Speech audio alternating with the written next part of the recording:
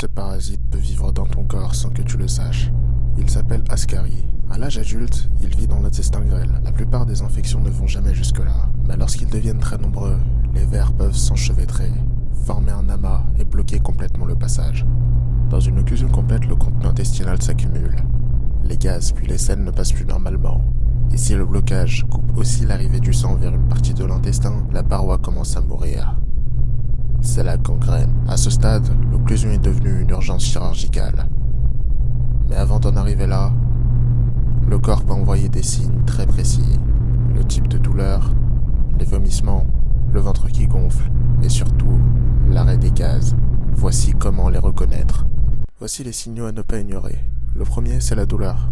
Dans une occlusion de l'intestin grêle, elle se situe souvent au centre du ventre, autour du nombril. Elle peut donner une sensation de torsion, comme une crampe très forte. L'intestin se contracte pour essayer de pousser contre l'obstacle. Les douleurs montent par vagues, atteignent un pic, puis redescendent pendant un court moment. Avant de revenir, le ventre peut alors gonfler progressivement, devenir tendu et rester gonflé. Des nausées peuvent apparaître, puis des vomissements répétés, parfois même lorsque la personne ne mange plus.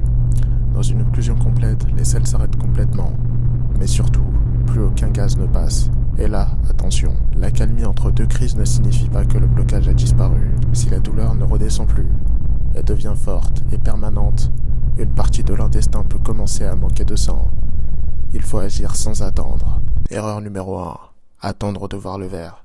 Ce n'est pas nécessaire pour appeler. Erreur numéro 2, traiter cela comme une constipation ordinaire. Douleur en crise, vomissement et plus aucun gaz, ce n'est pas une constipation ordinaire. Erreur numéro 3, se laisser rassurer par une accalmie.